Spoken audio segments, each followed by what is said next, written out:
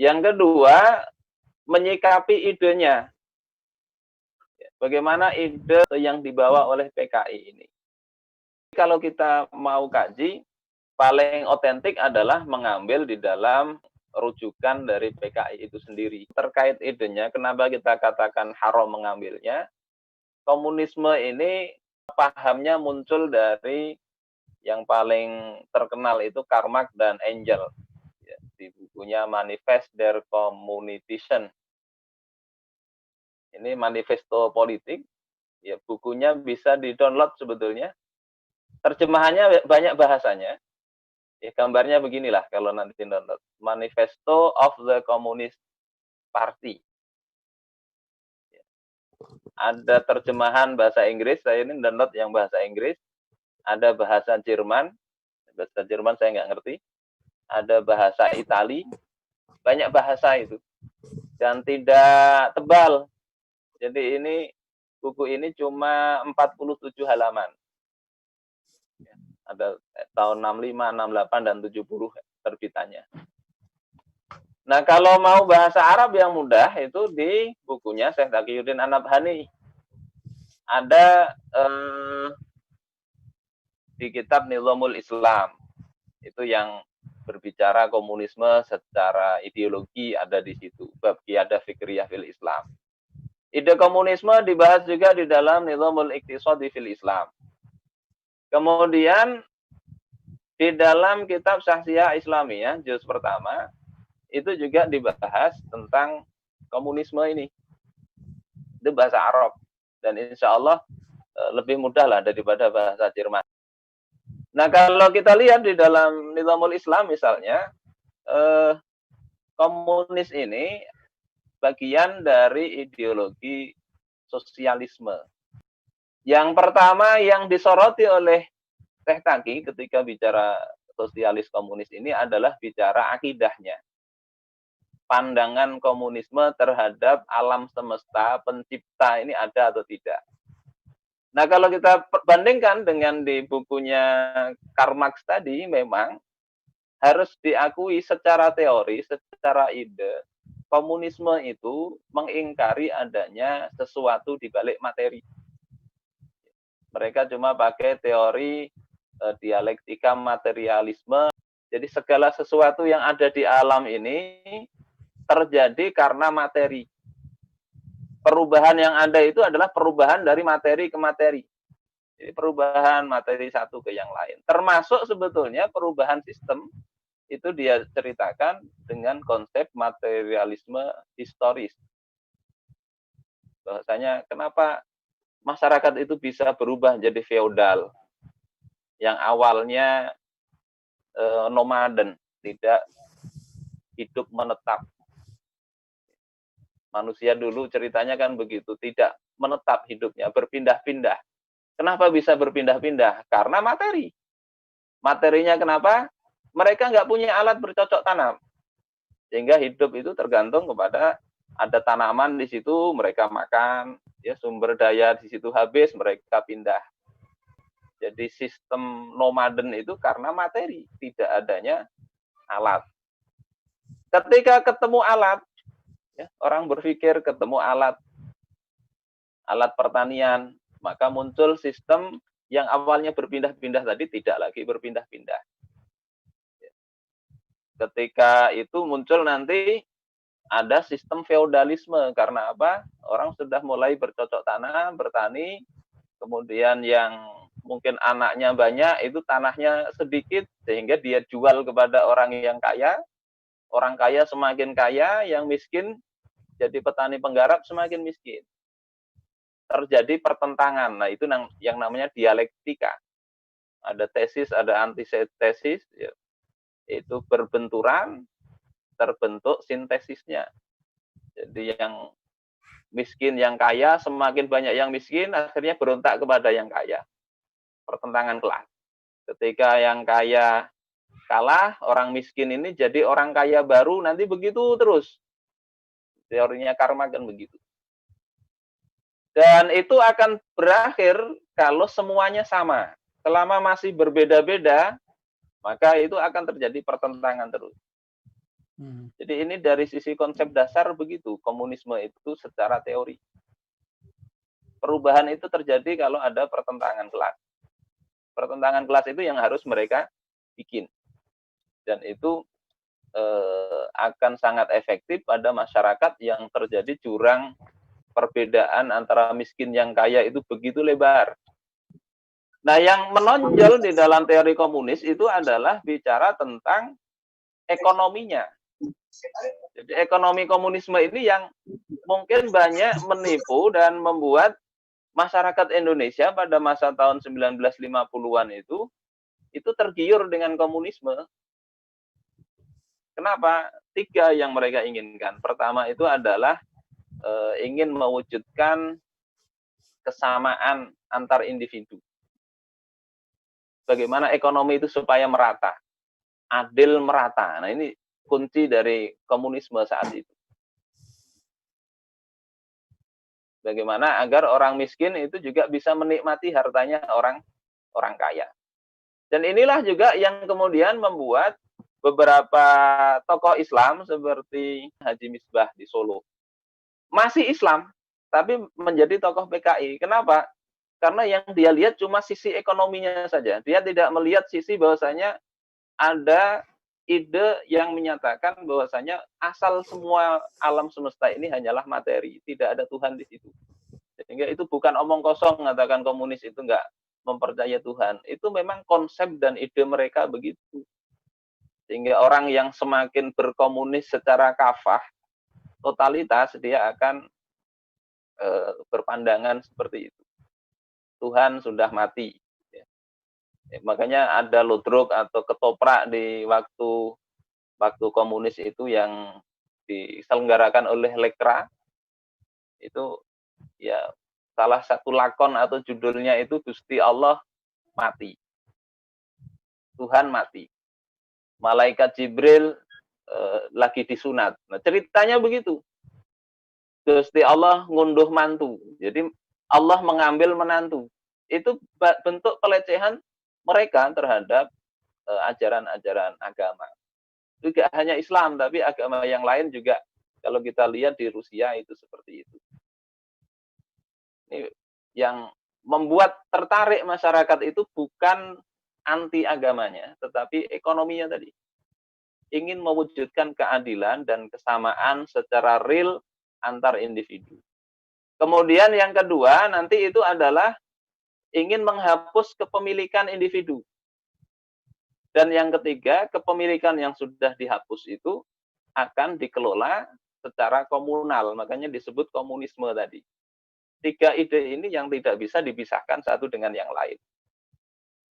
Nah, bagaimana pandangan Islam terhadap ide ini? Kita bahas 4 tadi aja. Yang pertama tentang asasnya. Maka asasnya ini jelas batil menurut Islam. Karena materi, ya alam semesta itu ada karena diciptakan. Tidak berubah begitu-begitu saja, tidak. Ada yang mengatur. Dan ini yang mengatur itu di luar materi memang. Ini yang tidak bisa diterima oleh Islam. Ide yang paling mendasar. Kemudian yang kedua, tentang mewujudkan kesamaan secara real di tengah-tengah individu, ini juga bertentangan dengan Islam. Nggak sesuai, walaupun kelihatannya bagus. Kenapa demikian? Allah Subhanahu wa Ta'ala itu telah menciptakan manusia itu berbeda-beda. Ada yang kuat, ada yang lemah. Ada yang Allah kasih rezeki yang banyak, ada yang sedikit. Itu sudah tabiat yang Allah ciptakan begitu. Ya, kalau pakai dalil misalnya ada di surah Az-Zukhruf, ahum yuqsimuna rahmata rabbik. Apakah mereka yang membagi rahmat Tuhan engkau? Ya, nahnu qasamna bainahum ma'isyatahum fil hayatid dunya. Kamilah yang membagi-bagi penghidupan mereka di dalam kehidupan dunia ini. Wa rafa'na ba'dahum fawqa ba'din darajat. Dan kami angkat sebagian ya, di atas sebagian yang lain, ya, kehidupannya itu beberapa derajat. Untuk apa? Lihat takhidha ba'duhum ba'dhan sukhriyah, agar sebagian mereka bisa memanfaatkan sebagian yang lain. Jadi itu sudah sunatullah, manusia itu berbeda-beda kemampuannya. Allah jadikan agar mereka bisa saling memanfaatkan. Yang nggak punya harta, yang miskin, dia bisa bekerja. Kalau semuanya kaya, itu pasti kata Allah akan manusia melakukan banyak kerusakan di muka bumi.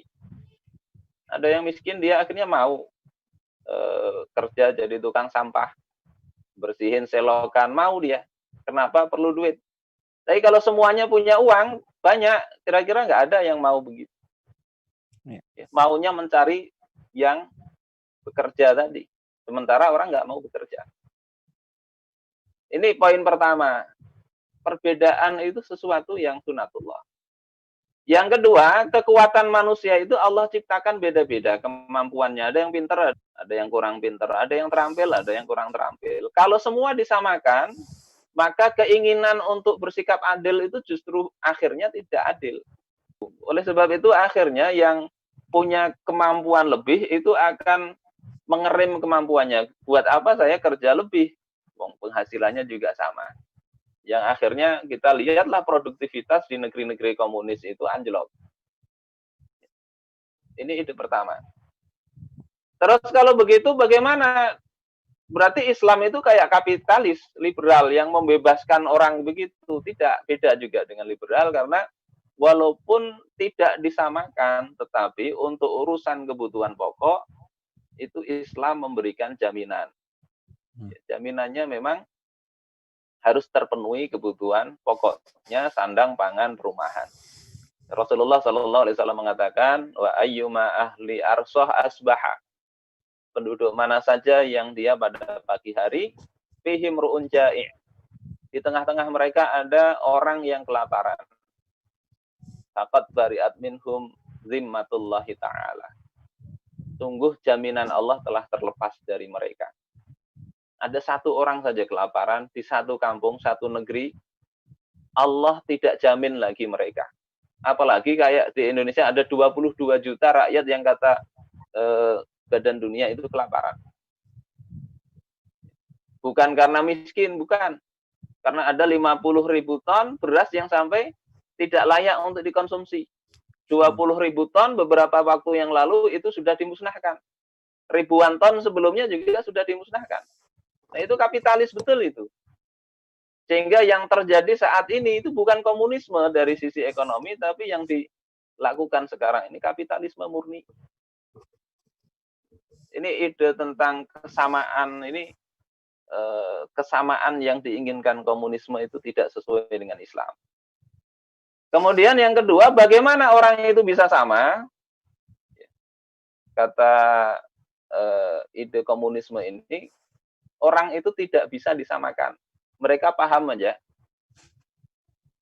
Jadi potensi manusia berbeda-beda, kalau disamakan nggak bisa. Terus bagaimana caranya agar menyamakan itu? Caranya adalah dengan mengambil kepemilikan pribadi. Saya punya uang misalnya, taruhlah 10 juta, Mas Hes punya uang 10 juta. Disamakan. Kira-kira dibiarkan sebulan ke depan, masih sama nggak duitnya? Berbeda. Karena kemungkinan besar berbeda. Berbeda. Yang sakit-sakitan dia beli obat, yang tidak sakit ya dia tidak beli obat. Jadi keperluannya berbeda, walaupun disamakan, maka kalau dibiarkan berjalan berbeda pula. Sehingga mewujudkan ide pertama itu nggak mungkin. Menyamakan manusia itu nggak mungkin. Akhirnya mereka kan mazhabnya berbeda-beda, komunisme itu. Sosialis komunis itu. Nah, agar sama, itu caranya dengan diambil kepemilikannya. Supaya sama. Sampai punya harta, saya ambil. Saya ada hartanya diambil, semua diambil. Maka ada ilgha'ul milkiyatil khasah, kalau kata Syekh tadi. Nggak ada kepemilikan individu. Nah, ini nanti beda-beda juga mazhabnya. Kemudian, kalau sudah nggak punya, kan sama itu sudah. Sama-sama nggak punya. Mereka kemudian dapat untuk hidup dari mana? Disuplai oleh negara. Berapa suplainya? Sesuai dengan kebutuhan. Jadi orang itu harus bekerja sesuai dengan kemampuan, tapi mereka akan dapat sesuai dengan kebutuhan. Kan enak dong begitu. Ya enak bagi yang lemah. Yang lemah pun kalau nggak mampu bekerja, dia bisa dianggap penyakit masyarakat, bisa diselesaikan. Iya. Nah kemudian kalau sudah diambil tadi, supaya sama kan diambil. Kalau sudah diambil ini siapa yang ngelola? Yang ngelola itu adalah kelompok. Jadi komunis itu adalah memang negara yang mengelola. Nah inilah yang ide mereka yang sebetulnya kalau mau lebih detail bisa dibaca di kitab An-Nizamul Iqtisadi kalau itu tentang ekonomi. Di situ dikritik habis oleh Setapi. Jadi intinya begitu. Dan ide inilah yang kemudian pernah menjadi sumber benturan. Ya, karena mereka didoktrin bahwasanya seharusnya kekayaan ini milik bersama, mereka akhirnya menyerobot ya tanah-tanah milik orang-orang kaya di Jawa waktu itu. Jadi tanah diserobot dijadikan milik bersama. Ya, di Sumatera itu kebun karet ya, milik perusahaan diserobot dijadikan milik bersama. Ini sesuatu yang tidak diakui di dalam Islam. Walaupun yang berpikiran begitu jangan langsung dikafirkan, jangan. Karena bisa jadi dia itu mengambil parsial tadi. Ide pertamanya yang anti Tuhan, ini tetap sholat ada juga yang kayak gitu. Tapi pikiran komunisnya itu ada di konsep ekonominya. Nah yang lebih parah itu kalau bicara komunisme itu sebetulnya dia itu kapitalis murni, cuma cara-cara dia melakukan menginginkan apa yang dia kehendaki itu menghalalkan segala cara. Ini mungkin yang dimaksud oleh Pak Din Samsudin sebagai komunis gaya baru. Ya. Tindakannya ini liberal, tapi diktator. Nah ini yang bahaya juga.